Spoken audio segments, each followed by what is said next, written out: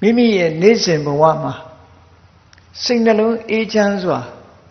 ချမ်းချမ်းသာသာနေနိုင်ဖို့အတွက်ဘာလုပ်ရမလဲချမ်းချမ်းသာသာနေဖို့အတွက်ဘာနဲ့နေရလူလောကဆိုတာသာဝဏီတွေနဲ့တောကတွေရှိတယ်။သားရည်သမီးရည်ဆိုတာလို့စိတ်ပူရတဲ့အချက်တွေအများကြီးရှိတယ်။အဲ့ဒီလိုစိတ်ပူပြီးတော့နေတဲ့လောကကြီးထဲမှာစိတ်အေးချမ်းသာစွာဘယ်ပုံနေမလဲလို့ဆိုမြတ်စွာဘုရားရဲ့ခုံကိုအာယုံပြုပြီးတော့နေမယ်မြတ်စွာဘုရားရဲ့ခုံတွေကျေးဇူးတွေဘုရားဆိုတာနော်မဟုတ်တာဘယ်တော့မှမလုပ်ဘူးစိတ်ကြွယ်ရမှတောင်မကောင်းဘူးမလုပ်ဘူးဆိုတဲ့အရဟံဆိုတဲ့ခုံတော်တွေတရားဓမ္မကိုမှန်ကန်ကိုယ်တိုင်သိတယ်ဆိုတဲ့သမ္မာသမ္ဗုဒ္ဓခုံတော်တွေအသိဉာဏ်နဲ့အကျင့်စရဏဝိဇ္ဇာစရဏနဲ့ပြည့်စုံတယ်ဆိုတဲ့ခုံတော်တွေဖရာခုံတော်တွေကိုတစ်ခုချင်းတစ်ခုချင်းစဉ်းစားပြီးတော့နေမယ်ဆိုလို့ရှိရင်စိတ်ပူလောင်မှုတွေဟာတည်ငါအားဖြင့်အေးငြိမ်သွားကြမှာဖြစ်တယ်မြတ်စွာဘုရားကိုအာယုံပြုနေမယ်တရားကိုအာယုံပြုနေမယ်တန်ခါကုံကိုအာယုံပြုနေမယ်ဖရာတရားတန်ခါထဲမှာစိတ်ကိုနှစ်မြုပ်ပြီးနေမယ်ဆိုလို့ရှိရင်ခန္ဓာကစောင့်စည်းမှုအပြင်စိတ်အေးနှလုံးအေးချမ်းစွာစိတ်အေးလက်အေးအခုလိုဘဝမှာနေမယ်ဆိုလို့ရှိရင်ဒီဘဝမှာလည်းချမ်းချမ်းသာသာဖြစ်လို့မြတ်စွာဘုရားရဲ့ဂုဏ်ကိုအာယုံပြုနေတဲ့အချိန်မှာတရားဂုဏ်ကိုအာယုံပြုနေတဲ့အချိန်မှာသံဃာဂုဏ်ကိုအာယုံပြုနေတဲ့အချိန်မှာဘာဖြစ်လဲလောဘလည်းမဖြစ်ဘူးဒေါသလည်းမဖြစ်ဘူးမောဟလည်းမဖြစ်ဘူးဘုရားဂုဏ်တရားဂုဏ်သံဃာဂုဏ်ထဲမှာစိတ်လေးဟာတည်ငြိမ်ပြီးတော့နေသွားခုခေတ်ပြောတာလို့ဘုရားဂုဏ်ပရိစိတ်နေမယ်တရားဂုဏ်သံဃာဂုဏ်ပရိစိတ်နေမယ်ဘုရားတရားတန်ခါကိုအာယုံပြုနေခြင်းအပြင်စိတ်နှလုံးအေးချမ်းမှုရရှိနိုင်တယ်လို့ဒီလိုဆိုလို့အကယ်၍ဘုရားဂုဏ်တရားဂုဏ်တန်ခါဂုဏ်ကိုအာယုံမပြုဘူးဆိုရင်နောက်ထပ်ဘာလိုအပ်ချက်ရှိတော့တခြားနည်းပါရှိသေးတော့ဆိုလို့ရှိရင်တခြားမစင်စားနဲ့မနေ့မိုးလင်းတဲ့အခါမှာ၅ပါးသီလလေးစောင့်တည်ညရောက်တဲ့အခါကျတော့ပြန်စင်စားဒီနေ့ငါသက်ရှိတ attva ပဲတ attva များတတ်မိသလဲမတတ်မိဘူး၅ပါးသီလပြည့်စုံတယ်ဆိုရင်ကိုယ်သီလလေးကိုတမိုးထားပြီးငါဟာဒီကနေ့ယဟနာပုဂ္ဂိုလ်တွေ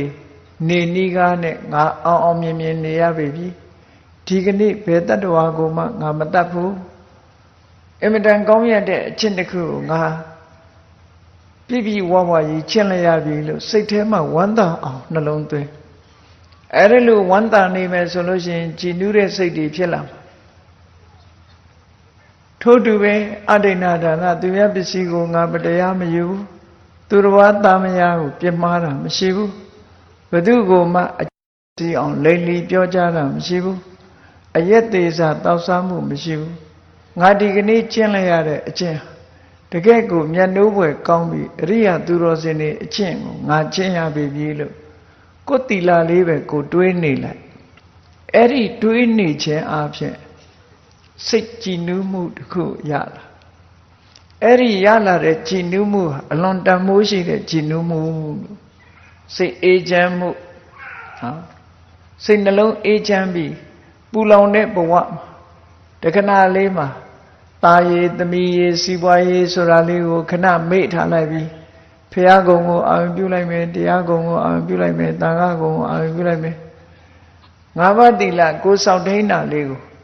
မကြိုးမပေါက်မပြောက်မကြားတာလေးကိုအာရုံပြုပြီးတော့စိတ်ထဲမှာကြည်နူးလိုက်မယ်ဆိုဒါဟာဒိဋ္ဌဓမ္မဒုက္ခဝိဟာရလက်ရှိဘဝမှာချမ်းချမ်းသာသာနေထိုင်ခြင်းလို့ဒီလိုဆိုလို့စောင့်စည်းမှု9ရပ်နဲ့ပြည့်စုံပြီးတော့မျက်မှောက်ဘဝမှာစိတ်အေးလက်အေးချမ်းချမ်းသာသာနေထိုင်မှုဟောဒီမျိုး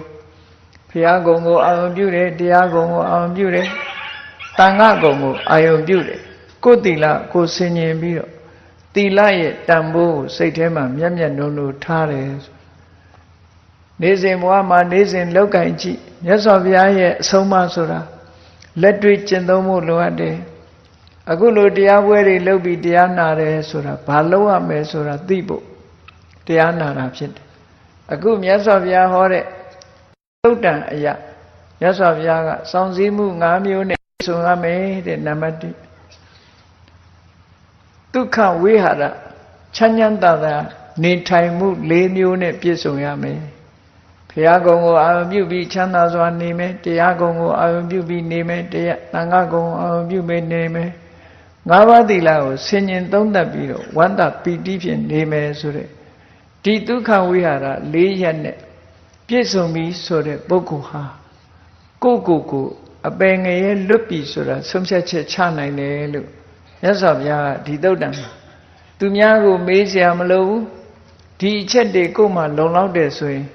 ငါသိရင်ဘယ်တော့မှငရဲမကြဘူးငါသိရင်ဘယ်တော့မှတိရစ္ဆာန်မဖြစ်ဘူးငါသိရင်ဘယ်တော့မှပြိတ္တာဘဝမရောက်ဘူးဆိုတာရဲရဲကြီးပြောနိုင်တယ်လို့မြတ်စွာဘုရားကဒီသုတ်တံမှာဒီလိုဟောထားတာဖြစ်တယ်